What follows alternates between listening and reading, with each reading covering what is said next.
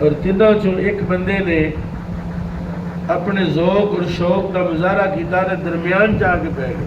کتے بیٹھا؟ اللہ نے بھی اپنی رحمت دے دامن سے بیٹھ لیا. سبحان اللہ. تو جیڑا بندہ پیچھے بیٹھے وہ بھی اللہ دی رحمت تو محروم نہیں ہویا. تو جیڑا چلا گیا انہیں مجلس تو منہ موڑیا تے اللہ دی رحمت لو دے تو منہ موڑ لے. یہ مجلس جڑی ہے دے وچ کدے بھی سست ہو کے کدے بھی بوجھل ہو کے مریل ہو کے نہیں بیٹھنا چاہیے کہ بھئی یار محفل پتہ نہیں کتنی دیر رہنی ہے. یہ اللہ علیہ دی محفل ہے, اللہ دے ذکر دی محفل ہے. اس دے وچ آن والا کوئی خالی جاندہ نہیں. الحمدللہ رب العالمین والعاقبۃ للمتقین والصلاة والسلام علی سید الانبیاء والمرسلین اما بعد. اعوذ باللہ من الشیطان الرجیم. بسم اللہ الرحمن الرحیم. انما یرید اللہ لیذہب عنکم الرجس اہل البیت ویطہرکم تطہیرا. قال اللہ تبارک و تعالی فی مقام آخر قل لا اسألکم علیہ اجرا الا المودۃ فی القربى. قال اللہ تبارک و تعالی فی مقام آخر وقرن فی بیوتکن ولا تبرجن تبرج الجاہلیۃ الاولی. صدق اللہ مولانا العظیم. درود پاک بآواز بلند. الصلاۃ والسلام علیک یا سید رسول اللہ وعلی آلہ وصحبہ وسلم. الصلاۃ والسلام علیک یا رسول اللہ وعلی آلک واصحابک یا حبیب اللہ. سبحان اللہ. بابی گرامی اسی جس مقام تے گڈی کھڑی کی تھی وہاں کچھ نوجوان بیٹھے ہوئے تھے. انہوں نے کہا جی اسپیکر سے تقریر کرو. ہے جی اسی بھی سن رہا. یاد رکھیں بھولے نہ کبھی اس بات جو میں بات کرنے لگا. جو رحمت اللہ کے گھر میں بیٹھ کے ملتی ہے گھر میں نہیں. سبحان اللہ. بعض لوگوں نے آج کل رواج بنا لی ہے ویڈیو سن لیتے ہیں, کہتے ہیں جڑا مرضی مولوی نکالو تو سن لو. نہیں, یہ مسجد اس میں ہر اینٹ جس نے بھی لگائی ہے اللہ کے لیے لگائی. یہاں 5 وقت اذان ہوتی ہے, 5 وقت جماعت ہوتی ہے, یہاں قرآن کی تلاوت ہوتی ہے, یہاں اللہ اللہ ہوتا ہے. یہ اللہ کی رحمت کا پرناڑا ہے. تو جو بندے باہر بیٹھ کے نا چلو سننا ہی ہے تو سن لیں گے, سماعت تو ہو جائے گی لیکن برکتیں حاصل نہیں. اٹھ فریدا ستیا میلہ ویکھن جا, مت کوئی میلے بخشیا تو بھی بخشیا. جی مسجد میں بہت سارے ایسے لوگ بھی آتے ہیں, ایسی ارواح بھی آتے ہیں. آپ کو پتا ہے نا صاحب بیٹھے ہوئے وہ کہا لکھا مسئلہ ملا حکیم صاحب بیٹھے ہوئے, یہ شرعی مسئلہ ہے. نور النظار نے لکھا ہے, نور النظار کہ جب بندہ سلام پھیرے نماز کا تو کیا دعا کرے؟ السلام علیکم. تو کن سے سلام لیتا ہے؟ سنو سنو فرشتے کن سے سلام لیتا ہے؟ انہیں دائیں طرف کو سلام پھیرا ہے تو کیا نیت کرنی ہے؟ نیت یہ کرنی ہے کہ میری دائیں طرف جتنے بندے ان کو سلام, جتنے فرشتے ان کو سلام, اور جتنے پاکیزہ مقدس جنات نماز میں حاضر ہوئے ان کو سلام. یہ نیت کرنا پڑتی ہے. آپ سلام کر رہے ہیں نا, کس کو سلام کر رہے ہیں یہ بھی پتہ ہونا چاہیے. اور جب بائیں طرف کو سلام پھیرے تب بھی یہ نیت ہو. اس کا مطلب کیا ہے کہ فقہا نے لکھا کہ جماعت میں صرف آپ ہی نہیں ہوتے, فرشتے بھی ہوتے ہیں اور جنات بھی نماز میں حاضر ہوتے ہیں. اس لیے جو مسجدیں ہوتی ہیں نا, قریب آقا نے جس طرح بیان کیا نا کہ مسجدیں اللہ کی رحمت کے پرناڑے ہیں, تو جب یہاں رحمت گرتی ہے تو قریب والے محروم نہیں رہتے, کوئی چھینٹا ان کے گھر میں بھی گری جائے. تو مدینہ شریف میں جن لوگوں کے گھر مسجد سے دور تھے وہ اپنے گھر بیچ کے تو مسجد کے قریب آنے کی کوشش کرنے لگے کہ بھئی جب حضور نے فرمایا مسجد کی قربت کا اتنا فیض ہے تو پھر ہمیں بھی گھر قریب بنا لینا چاہیے. حضور کو پتہ چلا تو حضور نے فرمایا دور والے بھی مسجد کی برکتوں سے خالی نہیں، کیونکہ وہ جتنے زیادہ قدم چل کے آتے ہیں اتنی رحمتیں بھی تو زیادہ ملتی ہیں. مسجد جو ہے قریب والوں کو بھی محروم نہیں رکھتی، دور والوں کو بھی محروم نہیں رکھتی. بس تمہارا تعلق مسجد کے ساتھ ہونا چاہیے. جس کا تعلق مسجد کے ساتھ نہیں ہے وہ بیچارہ کیا ہے. آپ کو پتا میں ناروال میں 2 مسجدوں میں جمعہ پڑھاتا ہوں. میں اکثر یہ بات کہتا ہوں، آپ بھی ذرا سنیں، اس کو بڑی قیمتی بات ہے. ہمارے یہاں لوگ فوت ہوتے ہیں نا مسجدوں میں، کہتے ہیں اعلان کر دیں جنازہ ہے، ختم پر بھی بلاتے ہیں. تو بہت سارے ایسے لوگ ہوتے ہیں جن کو ہم بائی نیم نہیں جانتے، بائی فیس جانتے ہوتے ہیں، لیکن فوت ہو گیا تو فیس اس کا نظر نہیں ہے نا. دسویں پر اس کی شکل تو نہیں نظر، فوٹو لگائی ہوتی ہے کہ اس کا دسویں. میں کہتا ہوں خوش نصیب بندہ وہ ہوتا ہے جس کو اس کے محلے کی مسجد کا امام بھی جانتا ہو، خطیب بھی جانتا ہو. جی جس ہستی کا تذکرہ کریں گے آج ہم، اس کا نام اس میں گرامی امام حسین ابن علی ہے. سبحان اللہ. جس کا بچپن بھی مسجد میں گزرا، جس کی جوانی بھی مسجد میں گزری، سبحان اللہ. اور جس کی شہادت بھی سجدے میں ہوئی. اس کا تعلق مسجد کے ساتھ اور مسجد کا تعلق ان کے ساتھ. بلکہ ان کے بارے میں تو حضرت خواجہ اجمیری نے کہا شاہ است حسین، سبحان اللہ. دین است حسین، دین پناہ است حسین. سرداد نہ داد دست در دست یزید حقا کہ بنا لا الہ است حسین. یہ جو لا الہ الا اللہ ہے اس کی بنیاد بھی امام حسین ہے. سبحان اللہ. اس کی بنیاد بھی امام حسین. تو حضرت امام حسین علیہ السلام کا ہم تذکرہ کریں گے، لیکن میں آپ کو پتہ ہے کئی دفعہ اس عنوان پر آپ سے مخاطب ہوا ہوں. میں امام حسین کا ذکر کربلا کے علاوہ کرتا ہوں، کربلا کے علاوہ. یہ بڑا ٹیکنیکل سوال ہے، ٹیکنیکل بات ہے، بہت سارے بندے اس کو سمجھتے نہیں ہیں. اور امام حسین علیہ السلام کی شان کربلا کی محتاج نہیں، کربلا امام حسین کی محتاج ہے.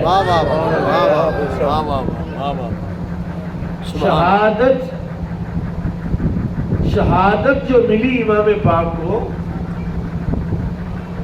یہ تو ملی ہے رسول اللہ صلی اللہ علیہ وسلم کی کا فیض جو تھا. حضور نے دعا کی، نبی پاک صلی اللہ علیہ وسلم کی دعا تھی لَوَدِدْتُ وَنُقْتَلَ فِي سَبِيلِ اللَّهِ، یا اللہ میں پسند کرتا ہوں تیری راہ میں قتل ہو جاؤں. ثُمَّ أُحْيَا ثُمَّ أُقْتَلْ، پھر تو مجھے زندگی دے پھر میں تیری راہ میں قتل ہو جاؤں. ثُمَّ أُحْيَا ثُمَّ أُقْتَلْ، پھر تو مجھے زندہ کر پھر میں تیری راہ میں قتل ہونا پسند کرتا ہوں. قتل ہونا کیا کرتا ہوں؟ پسند کرتا ہوں. نہیں بولے، سمجھے نہیں آپ. قتل ہونا پسند کرتا ہوں. کون کہہ رہے؟ کون کہہ رہے؟ بولو. تو سن بھی تو رہے، سمجھ بھی تو رہے ہو. ایسی میاں مٹھو والی بات تو نہیں کرنی کہ طوطا بولتا ہے ساتھ جا رہا ہے. نبی پاک امام الانبیاء صلی اللہ تعالی علیہ وسلم اللہ کی راہ میں قتل ہونے کو پسند کرتے تھے.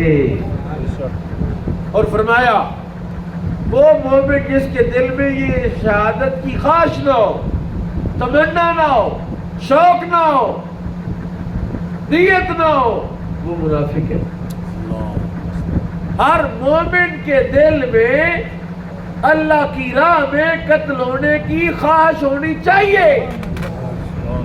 یہ ہمارے نبی کی سنت ہے، ہمارے نبی کی تعلیم ہے، ہمارے نبی کا طریقہ ہے کہ جب تم دعا کرو تو دعا کرو یا اللہ مجھے شہادت کی موت عطا فرما. حضرت رقیہ اعظم کی دعا تھی، ہر دعا میں وہ مانگتے تھے. عمر فاروق رضی اللہ عنہ اللہ ارزقنا شہادتن فی سبیلک، یا اللہ تیری راہ میں قتل ہونے کی جو شہادت کی موت ہے اس سے مجھے رزق عطا فرما. یہ شہادت بھی رزق ہے. اور دوسرے خلیفہ راشد کہتے ہیں یا اللہ شہادت کا رزق عطا فرما. اس لیے کہ امام علی مقام کی جو شہادت ہے یہ تو نبی پاک صلی اللہ علیہ وسلم کا حصہ ہے. کیوں؟ اس لیے کہ جو بندہ شہید ہو جاتا ہے نا من وجہ جو بندہ شہید ہوتا ہے وہ مغلوب ہوتا ہے اور قتل کرنے والا غالب ہوتا ہے. جو مقتول ہے بندے نے اس کو مار دیا، قتل کر دیا، شہید کر دیا، اس نے تلوار سے، تیر سے، نیزے سے، خنجر سے، پستول سے، بندوق سے، رائفل سے اس کا قتل کیا، وہ من وجہ وہ مغلوب ہو گیا اور قتل کرنے والا غالب ہو گیا. اللہ کو یہ پسند نہیں کہ میرے نبی پر کوئی غالب آ جائے. اللہ کو یہ بات پسند نہیں ہے کہ کائنات کا کوئی بندہ بھی میرے نبی پر غالب آ جائے. اللہ یہ چاہتا ہے کہ میرا نبی ساری دنیا پر غالب آ جائے. قرآن میں کہا وَالَّذِي يَرْسَلَ رَسُولَهُ بِالْهُدَىٰ وَدِينِ الْحَقِّ، وہ اللہ ہے جس نے بھیجا ہے اپنے رسول کو ہدایت کے ساتھ. وَالَّذِي يَرْسَلَ رَسُولَهُ بِالْهُدَىٰ وَدِينِ الْحَقِّ لِيُظْهِرَهُ عَلَى الدِّينِ كُلِّهِ. فرمایا میں نے تو اپنے نبی کو جو دین دیا ہے میں تو اس دین کو سارے دینوں پر غالب کرنا چاہتا ہوں، اسی طرح اپنے محبوب کو بھی ساری دنیا پر غالب کرنا چاہتا ہوں. اس لیے وہ جو خواہش تھی رسول اللہ کی، اللہ نے کہا محبوب تیرے لیے تو میں پوری نہیں کروں گا، لیکن چونکہ تو نے کہا حسین منی وانا منہ، حسین مجھ سے ہے اور میں، یعنی حسین اور میں یک جان دو کالے، یک جان دو جسم، دو جسم جان ایک ہے، جسم دو ہے جان ایک ہے. اس لیے محبوب تو نے اپنے حسین کو اپنی ذات کا حصہ بنا دیا ہے، لہذا تیرے حصے کی شہادت حسین کو عطا فرما دیتا ہوں. تیرے حصے کی شہادت کس کو دیتا ہوں؟ تو امام حسین کو جو شہادت ملی وہ تو حصہ مصطفیٰ، وہ تو نبی پاک صلی اللہ علیہ وسلم کا حصہ تھا جو اللہ نے حضرت امام حسین کو دے دیا. جبکہ امام حسین کی شان کیا ہے؟ جس دن پیدا ہوئے، جس دن پیدا ہوئے اسی دن ہی تقدیر میں لکھا ہوا آیا کہ اس شہزادے کو رسول اللہ کا حصہ ملے گا. شہادت دو قسم کی ہے، ایک شہادت حقیقی اور ایک شہادت حکمی. شہادت حقیقی اور شہادت حکمی. تھوڑی گفتگو ثقیل تو نہیں ہو رہی، میں آپ کے نیچے آ کے پھر بات کرتا ہوں، لیکن تھوڑا سا سن لینا، پھر اس کے بعد میں کلم الناس علی قدر عقولہم کے حوالے سے بھی بات کروں. شہادت حقیقی تو امام حسین کو بھی، کیونکہ شہادت حقیقی میں گردن کٹتی ہے، جسم کاٹا جاتا ہے، تیر تلوار نیزے لگتے ہیں، جنگ میں جانا پڑتا ہے، میدان میں جانا پڑتا ہے، ٹکر لینا پڑتی ہے، دو بدو لڑائی ہوتی ہے. یہ شہادت حقیقی ہے. اور ایک شہادت حکمی بھی ہے کہ آپ کی کسی بندے کو یا کافر کسی بندے کو خفیہ طور پر قتل کر دیں، زہر دے کر قتل کر دیں، سامنے نہ آئے، ٹکر نہ لے، لڑائی نہ کرے، جھگڑا نہ کرے، مقابلہ نہ کرے، لیکن وہ چھپ کر اس کو شہید کر دے. یہ شہادت حکمی جو ہے اللہ نے امام حسن مصطفیٰ کو عطا فرمائی.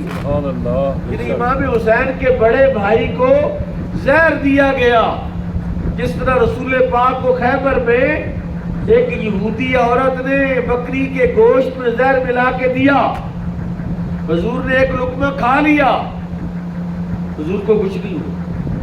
جبکہ سامنے دو صحابہ نے ایک ایک بوٹی کھائی تو موقع پر ہی جاں بحق ہو گئے.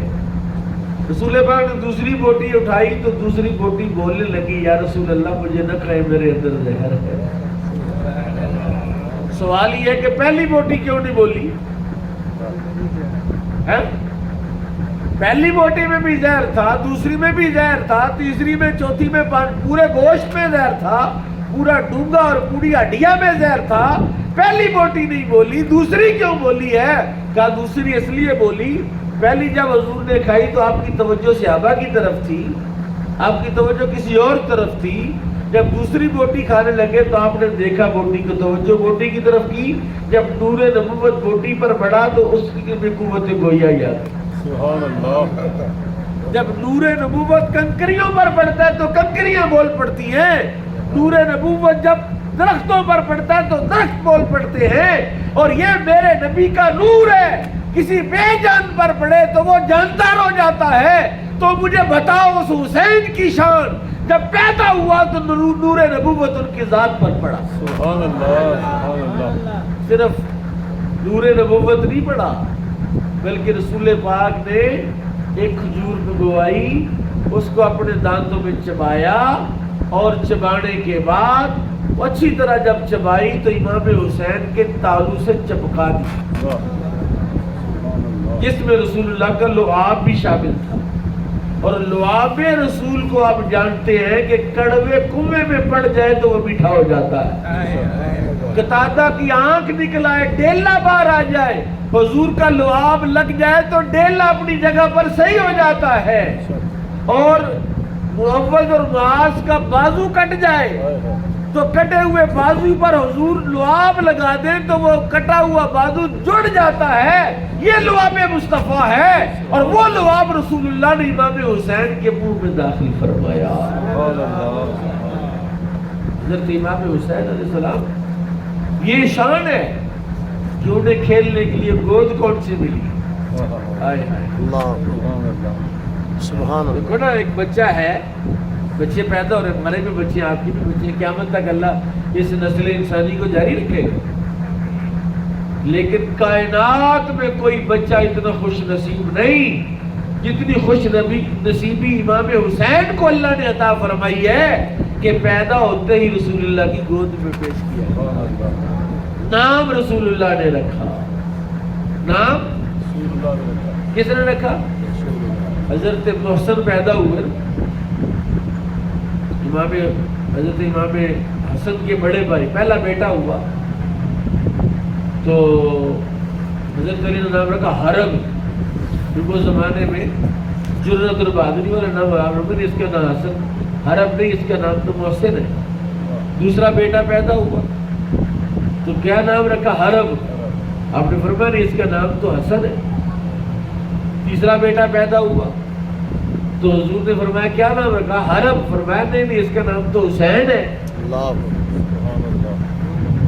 حدیث پاک میں آتا ہے، توجہ ہے، حدیث پاک میں آتا ہے آدم علیہ السلام کے بچوں سے لے کر حضرت امام حسین علیہ السلام کے پیدا ہونے تک جتنی انسانیت بھی پیدا ہوئی ہے، جتنے انبیاء بھی تشریف لائے ہیں، جتنے بچے بھی پیدا ہوئے ہیں، اللہ نے ساری کائنات سے لفظ حسن کو چھپا کے رکھا، لفظ حسین کو چھپا کے رکھا. کسی کا نام حسن حسین رکھنے نہیں دیا. اور جب حسن حسین پیدا ہوئے تو یہ نام اللہ نے رسول اللہ کو عطا فرمایا. سبحان اللہ. سبحان اللہ. تو اندازہ کرو جس کا نام اللہ نے رکھا، توجہ ہے، جس کا نام رسول اللہ نے رکھا. کہتے ہیں حضرت ہارون علیہ السلام کے بیٹے تھے شبر و شبیر. سبحان اللہ. حضرت ہارون علیہ السلام جانتے ہیں کون ہے؟ اللہ کا نبی ہے. وہ اللہ کے نبی تو ہیں. آپ تو نہ بولے، آپ تو میری لہجے بیٹھے ہوئے، میرے بھی صدر والے بندے نا، اگلے بندے. شبر و شبیر حضرت ہارون علیہ السلام کے بیٹے ہیں. اور حضرت ہارون کون ہے؟ حضرت موسیٰ کے چچا زاد بھائی ہیں، حضرت موسیٰ کے وزیر ہیں. حضرت موسیٰ کی خواہش پر، ان کی دعا پر اللہ نے انہیں نبوت عطا فرمائی ہے. جی وَجْعَلْ لِي وَزِيرًا مِّنْ أَهْلِي ہارون اخشد بہ ازری. ہارون کو اللہ نے موسیٰ کا مددگار بنایا.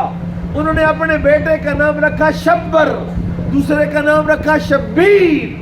کہا حضرت امام حسن، لفظ حسن چھپایا ان سے بھی، لفظ حسین چھپایا ان سے بھی، اگرچہ حسن حسین کا معنی شبر و شبیر بنتا ہے اور شبر و شبیر کا معنی حسن و حسین بنتا ہے، لیکن سنو، غور سے سنو، اللہ نے یہ دونوں نام چھپا کے رکھے، اللہ نے اپنے حبیب کے نواسوں کو عطا فرمایا۔ سبحان اللہ، شبر و شبیر بھی جنتی ہے، لیکن جنتی جوانوں کے سردار حسن حسین ہیں۔ سبحان اللہ، الحسن والحسین سیدہ شباب اہل الجنہ، حسن حسین جنتی جوانوں کے آئے آئے۔ جانا جنت میں کس کس نے جانا؟ ہر بندے نے جانا، خواہش ہونی چاہیے۔ بلکہ میرے آقا تو دعا کرتے، یا اللہ مجھے اپنی جنت عطا کر۔ ایک دن حضور بیٹھے ہوئے تھے تو آپ نے فرمایا میرے صحابہ کون سی جنت کی دعا کرتے ہو؟ کیونکہ جنت کے تو 8 طبقے ہیں نا، 8 درجے ہیں جنت کے، آپ کون سے جنت کے درجے میں جانا چاہتے ہیں؟ کون سی دعا کرتے؟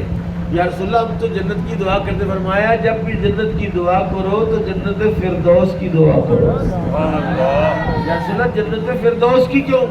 فرمایا اس لیے کہ جنت فردوس میں ہوں گا۔ سبحان اللہ، سبحان اللہ، یعنی نبی پاک جنت کے 8 درجوں میں جس درجے میں رسول پاک ہوں گے اسی درجے کی دعا کرنے کا رسول اللہ نے حکم فرمایا۔ اور حسن حسین ساری جنت کے سردار ہوں گے، سارے جنتیوں کے سردار ہوں گے، جنتی جوانوں کے، لیکن رہیں گے جنت فردوس میں، رہیں گے اپنے نانا کے پہلو میں۔ اور امام حسین، چونکہ آج کا خاص مجلس امام حسین کی، حضرت امام حسین علیہ السلام وہ خوش نصیب ہے جن کے معاون اور مددگار رسول پاک، سبحان اللہ، جن کے معاون اور مددگار، رسول خدا، یعنی کشتی ہوئی نا، امام حسن اور حسین دونوں کی رسول اللہ نے کشتی کرائی، دونوں کی کیا کروائی؟ کشتی کروائی۔ گھر کا سین ہے، اندر سیدہ بی بی جان، سیدہ خاتون جنت اندر ہے، حسن باہر ہے، حسین باہر ہے، اور میں کشتی کرو، کشتی کروائی تو آپ نے حضرت حسن کو کہا، نبی پاک حسن پکڑو حسین کو، بڑے کو کہا چھوٹے کو پکڑو۔ اب اندر سے سیدہ خاتون جنت نے کہا بابا جان آپ بڑے کو کہہ رہے چھوٹے کو پکڑے، چھوٹا ہے، سال کا ہی فرق تھا، تو چھوٹے کے آپ مددگار بنے۔ آپ نے فرمایا سنو سنو، آپ نے فرمایا فاطمہ تو جانتی نہیں میں حسن کے ساتھ ہوں اور جبریل حسین کے ساتھ ہوں۔ ہاں ہاں، سبحان یعنی اللہ، جبریل امین جانتے ہیں آپ؟ کون کون جانتا ہے جبریل امین؟ کون ہے؟ اور جبریل وہ ہے جو کسی نبی پر 2 مرتبہ آیا، کسی پر 4 مرتبہ آیا، کسی پر 5 مرتبہ آیا، یہ آپ کو یاد ہونا چاہیے۔ جبریل امین انبیاء پر وحی لے کر آتے تھے، کسی کے لیے آئے جبریل 5 بار، کسی کے لیے آئے 6 بار، کسی کے لیے آئے 10 بار۔ اور قربان جاؤں ہمارے نبی کے لیے جبریل آئے 24,000 بار۔ سبحان اللہ، سبحان اللہ، کتنی بار آئے؟ 24,000 مرتبہ جبریل ہمارے نبی پر نازل ہوئے، اور اس میں متعدد بار ایسا ہوا کہ جبریل صرف اس لیے آئے کہ رسول اللہ کے کسی رشتہ دار کی مدد کے لیے آئے، یعنی امام حسین کی مدد کے لیے لامکان سے جبریل تشریف لائے ہیں۔ اور رسول اللہ نے سیدہ خاتون جنت کو کہا فاطمہ میں حسن کے ساتھ ہوں لیکن حسین کے ساتھ تو جبریل ہے، اور جبریل اس کی مدد کر رہا ہے، میں حسن کی مدد کر رہا ہوں۔ حضرت ابراہیم علیہ السلام، ایک تو ابراہیم خلیل اللہ ہے، ایک ابراہیم بن محمد الرسول اللہ، ہمارے آقا امام الانبیاء کے لخت جگر ہیں، وہ رسول اللہ کی گود میں کھیل رہے تھے اور دوسری طرف امام حسین کھیل رہے تھے، دونوں کھیل رہے تھے۔ جبریل آئے، حضور دونوں سے پیار کر رہے تھے۔ جبریل آئے، جبریل نے کہا یا رسول اللہ ان دونوں میں کو اکٹھا اللہ آپ کے پاس نہیں رہنے دے، جس کو چاہے آپ منتخب کر لیں، جس کو چاہے آپ منتخب کر لیں اور جس کا چاہے انتخاب کر لیں، ایک رہے گا، ایک کو قربانی دینا ہوگی۔ میرے آقا نے فرمایا جبریل اگر میرا بیٹا ابراہیم گیا تو مجھے تکلیف ہوگی، لیکن میرا نواسا گیا تو مجھے بھی تکلیف ہوگی، میری بیٹی کو بھی تکلیف ہوگی، لہذا میں حسین پر اپنے حقیقی بیٹے کو قربان کرتا ہوں۔ سمجھے نہیں آپ؟ میں نے اتنی بڑی بات کی ہے، آپ نے توجہ نہیں کی کہ جو رسول اللہ کا بیٹا ہے، امام الانبیاء کا لخت جگر ہے، جو سیدہ ماریہ قبطیہ کے بطن اقدس سے ہوئے، اس اپنے حقیقی بیٹے کو، امام حسین کی شان یہ ہے کہ رسول اللہ نے اپنے حقیقی بیٹے کو حسین پر قربان کر دیا۔ یہ وہ حسین ہیں جن کے لیے اللہ کے حبیب نے اپنے حقیقی بیٹے کو قربان کر دیا۔ اور یہ امام حسین قرآن کے قاری تھے۔ اس حال میں بھی وہی آتی تھی کہ حسین رسول اللہ کی بارگاہ میں موجود ہوتے تھے۔ وہی کے اثرات، جبریل کی آمد، حضرت امام حسین 6 سال، کتنے سال؟ 6 سال نبی پاک صلی اللہ تعالی وسلم کی بارگاہ میں آپ کی تربیت میں رہے۔ کتنے سال؟ 6 سال نانا کے ساتھ رہے اور نانا کا انتقال ہو گیا۔ اب 5 سال تو یہ جو ماہرین نفسیات ہیں یہ کہتے ہیں 5 سال میں بچے کی شخصیت مکمل ہو جاتی ہے۔ تو جس نانے نے 6 سال حسین کو اپنی گود میں رکھا، حسین کے لیے سجدہ لمبا کیا، حسین کو اپنی کملی میں چھپایا اور حسین کو رونے نہیں دیا، حسین کو گرنے نہیں دیا، حسین کی تربیت میں گزارا، 6 سال اپنے پاس رکھا، اور رسول پاک نے حضرت سیدہ کو کہا خاتون جنت کو، حضرت سیدہ فاطمہ زہرا کو کہ ان کو رونے نہ دیا کر، ان کا رونا مجھے پسند نہیں، ان کا رونا پسند نہیں۔ پھر اس حسین نے جس کے نانے نے اسے گرنے نہیں دیا، اس حسین نے پھر اپنے نانا کے دین کو بھی گرنے نہیں، اپنے نانا کے دین کے لیے اپنا خاندان قربان کر دیا، اپنے بیٹے قربان کر دیے، اپنے بھائی قربان کر دیے، اپنی ذات کو قربان کر دیا اور ایک اعلان کیا۔ اچھا مجھے آپ بتائیے امام حسین سے محبت کرتا کوئی بندہ آپ سے؟ سارے کرتے۔ امام حسین روزانہ کتنا قرآن پڑھتے تھے؟ اللہ۔ اور آپ نے یہ مجھے بتانا ہے کہ آپ روزانہ کتنا قرآن پڑھتے ہیں؟ یہ پھوکی پھوکی محبت نے کام خراب کیا نا۔ ٹھیک ہے محبت نفع دے گی، حضور نے فرمایا اللہم ان احبہ فاحبہ، یا اللہ میں حسین سے محبت کرتا تو بھی اس سے محبت فرما، اور یا اللہ اس سے بھی محبت فرما جو حسین سے محبت کرتا ہے۔ یعنی امام حسین کی محبت اللہ کا محبوب بناتی ہے، لیکن امام حسین علیہ السلام کی محبت اللہ یہ ہے کہ جس طرح حسین نے اپنے نانے کے دین کے لیے اپنی جان قربان کی، بیٹے قربان کیے، تم بھی کچھ قربان کرو۔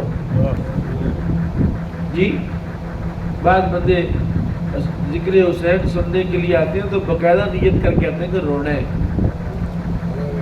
میں ذرا امام حسین کا ایک شان کا پہلو بیان کروں گا۔ حضور نے فرمایا جب بندہ شہید ہوتا ہے تو شہادت کے وقت اس کو درد نہیں ہوتا. کہ جب دعا کریں یا اللہ میں شہادت کی موت عطا فرما, کہ بندے کہتے ہیں یار شہادت کی موت کی دعا تو کر رہے ہیں لیکن میدان جنگ میں جانا پڑے گا تو وہاں تو بم پڑیں گے, وہاں تو گولیاں پڑیں گی, وہاں تو بڑا کام خراب ہوگا, تو درد ہوگی, تکلیف ہوگی. حضور نے فرمایا شہید جب شہادت کے مرتبے کو پہنچتا ہے اس کو کوئی تیر لگے, تلوار لگے, نیزہ لگے, بم لگے, گولی لگے, اس کو اتنا بھی درد نہیں ہوتا جتنا کانٹا چبھنے کا درد ہوتا ہے. سبحان اللہ. نہ کانٹا چبھتا ہے اتنا درد بھی نہیں ہوتا. پوچھا یا رسول اللہ یہ کیا وجہ ہے؟ فرمایا جب شہید شہادت کو پہنچتا ہے, شہید جب شہادت کو پہنچتا ہے تو اللہ تعالیٰ کا جلوہ دیکھتا ہے, سبحان اللہ. نعرہ اللہ کا دیدار تکبیر, کرتا ہے. نعرہ رسالت, نعرہ رسالت, نعرہ حیدری, نعرہ تحقیق, نعرہ غوثیہ. سبحان اللہ. اللہ کا دیدار کرتا ہے. اور یوسف کے دیدار میں عورتوں نے انگلیاں کاٹی تو درد نہیں ہوئی, نہیں سمجھے؟ مصر کی عورتوں نے یوسف کو دیکھا اور اپنی انگلیاں کاٹی, درد نہیں ہوئی. تو یاد کرو, سوچو دوستو, اس کی شان کیا ہوگی کہ جب شہادت کے وقت تو رب کا جلوہ دیکھ رہا ہوگا. واہ واہ. سبحان اللہ. تو گردن کٹنے کا درد کس کو ہوگا؟ ہاتھ, بازو اور پاؤں کٹنے کا درد کس کو ہوگا جب رب جلوہ اپنا دکھائے اور شہید کو. اس لیے تو جنتی جنت میں جائیں گے تو اللہ تعالیٰ پوچھے گا جنتیوں تم میں سے کوئی واپس دنیا میں جانا چاہتا ہے؟ کوئی نہیں مانے گا الا شہید, مگر شہید کہے گا یا اللہ مجھے واپس دنیا میں بھیج. اللہ کہے گا کیوں؟ کہ یا اللہ جو مزہ تیرے نام پر گردن کٹانے میں ہے تیری جنت میں نہیں ہے. سبحان اللہ. تیری جنت میں وہ لذت نہیں, وہ ذائقہ نہیں, وہ مزہ نہیں جو تیرے نام پر گردن کٹانے میں آیا ہے. اور امام حسین علیہ السلام اتنا قرآن پڑھتے تھے کہ گردن بھی اتر گئی, نیزے پر قرآن پڑھتے رہے, نیزے پر زبان پر قرآن جاری تھا. اور میں آپ کو بتاؤں, ایک دن حضرت مولا علی نے پوچھا حضرت سیدہ خاتون جنت سے کہ آپ رسول اللہ کی بیٹی ہیں, آپ بتائیے آپ کتنی دیر میں قرآن ختم کرتی ہیں؟ کہنے لگے میں تو جب قرآن پڑھتا ہوں تو اپنے گھوڑے پر جب سوار ہوتا ہوں تو اس کی ایک رکعت میں پاؤں رکھتا ہوں تو قرآن کی تلاوت شروع کرتا ہوں, اور دوسری رکعت پہ پاؤں رکھنے تک میرا قرآن ختم ہو جاتا ہے. تو آپ رسول اللہ کی بیٹی ہیں, آپ بھی تو بتائیے آپ کتنی دیر میں قرآن ختم کرتی ہیں؟ 30 پارے ہیں, 114 سورتیں ہیں, یہ کتنی دیر میں ختم ہوتا ہے؟ انہوں نے کہا مجھے وقت کا تو پتہ نہیں علی کتنا لگتا ہے, البتہ جب میں چکی پیسنے کے لیے بیٹھتی ہوں تو میں چکی میں دانے ڈال کے تو تلاوت شروع کرتی ہوں, اور چکی کا چکر پورا ہونے سے پہلے میرا قرآن ختم ہو جاتا ہے. تو جب ماں نیک ہو تو بیٹا عبد القادر بنتا ہے, ماں نیک ہو تو بابا فرید الدین گنج شکر بنتا ہے, ماں نیک ہو تو خواجہ مختار کاکی بنتا ہے. تو سوچو اس بچے کی شان کا حال کیا ہوگا جس کا باپ علی ہے اور جس کی ماں فاطمہ ہے, اور جس کا باپ اتنی دیر میں قرآن ختم کرتا ہے اور جس کی ماں اتنی دیر میں قرآن ختم کرتی ہے. جب وہ قرآن کی حضرت مولا علی کی ایک بات مجھے یاد آئی. حضرت علی کا بڑا مشہور قول ہے, آپ نے فرمایا ایک دن میں نے قرآن کی تفسیر لکھنے کا ارادہ کیا, قرآن کی تفسیر لکھنے کا ارادہ کیا. یہ جو 70 اونٹوں والا پتا ہے کسی کو کیا چکر ہے؟ اور قارون کے خزانوں کی چابیاں کتنے اونٹ اٹھاتے تھے؟ اتنے خزانوں کی چابیاں کتنے اونٹ اٹھاتے تھے؟ 70 اونٹ. قارون کے خزانوں کی چابی, اب سنیں ذرا میں جو بات کہہ رہا ہوں. مولا علی کہتے ہیں ایک دن میں نے ارادہ کیا قرآن کی تفسیر لکھوں, تو صرف سورہ فاتحہ کے مضامین اتنے میرے ذہن میں آئے کہ اگر میں ان کو زیب کرتاس کر دیتا، کاغذ پر منتقل کر دیتا، لکھ دیتا، تو 70 اونٹ بھی اس کی تفسیر کو اٹھانے سے عاجز آ جاتے۔ اللہ تو جس کے باپ کے علم کا حال ہے تو بیٹے کا علم کیسا ہوگا؟ اس لیے حضرت سیدنا امیر معاویہ نے امام حسین کا تعارف کروایا، بندہ بھیجا کہ جاؤ یہ نذرانے پیش کر کے مدینہ پاک میں۔ اور حضرت امام حسین نے جب تک امیر معاویہ رضی اللہ عنہ حاکم رہے، خلیفہ رہے، آپ مدینے میں رہے، آپ نے کوئی ارادہ جہاد نہیں فرمایا، بلکہ ان کی خلافت کو قبول کیا، ان کے ہاتھ پر بیعت کی۔ جب ان کا انتقال ہوا تو پھر نکلے نا، پھر یزید کے دور میں نکلے۔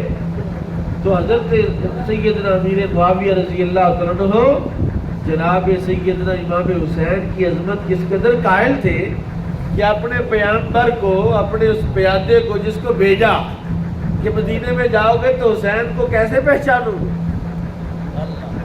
کہاں پوچھتے پھرو کہ میں تمہیں ایک نشانی بتاتا ہوں۔ کیا نشانی ہے؟ کیا مسجد نبوی جانا، لوگوں کا بہت بڑا ہجوم ہوگا اور ایک حلقہ بنا ہوگا، درمیان میں ایک چمکتے چہرے والا جوان ہوگا جو لوگوں کے سوالوں کے جواب دے رہا ہوگا، بس وہی حسین ہوگا۔ سبحان اللہ۔ امام حسین علیہ السلام آپ نے اپنی پوری زندگی میں 25 حج فرمائے۔ کتنے؟ پیدل چل کے۔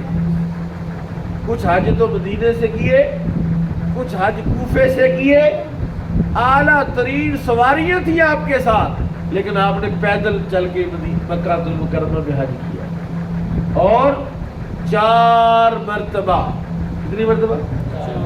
4 مرتبہ۔ ہمارے دروازے پر آتا ہے نا مانگنے والا، ہم چھوٹی پیالی آٹے کی دیتے۔ ہمارے زمانے میں تو آٹا دیتے نا، آج کل 10 روپے دیتے۔ وہ پلیٹ یا کولی یا پیالی یا پیالہ جو بھی آتا ہے، تو وہ جہاں آٹے والی وہ ہوتی تھی نا ڈرمی، اس میں سے آٹا ڈال کے تو اس کا ایسا چوڑا ہوتا تھا، بھرا ہوتا تھا آٹے۔ حضرت امام حسین نے 4 بار اپنے گھر کا کل مال صدقہ کیا۔ سبحان اللہ۔ یہ نہیں ہے کہ آٹا دیا، یہ نہیں ہے کہ کپڑے دیے، یہ نہیں ہے کہ بستر دیے، آپ نے کہا سب کچھ دے دو، اور سب کچھ دے دیا۔ تو خود اندر تشریف لے گئے، کوئی شاید نہیں رہ گئی۔ دیکھا کہ ایک کلی کھوٹی لٹکی ہے جس کے کپڑے لٹکاتے ہیں، وہ بھی اتار کے تو صدقہ پڑا، اور 4 مرتبہ اللہ کی راہ میں صدقہ کی، سب کچھ دیا۔ اللہ نے 4 مرتبہ بھوکا نہیں رہنے دیا، اللہ نے 4 مرتبہ دوبارہ گھر بھر دیا۔ تو امام حسین سخی بھی تھے، قاری بھی تھے، عالم بھی تھے، امام بھی تھے، مفتی بھی تھے۔ امام حسین علیہ السلام رسول اللہ کی ہر سنت پر عمل پیرا تھے، حضور کے دین کے محافظ تھے۔ اللہ تعالیٰ ہمیں، جیسے علامہ صاحب کہہ رہے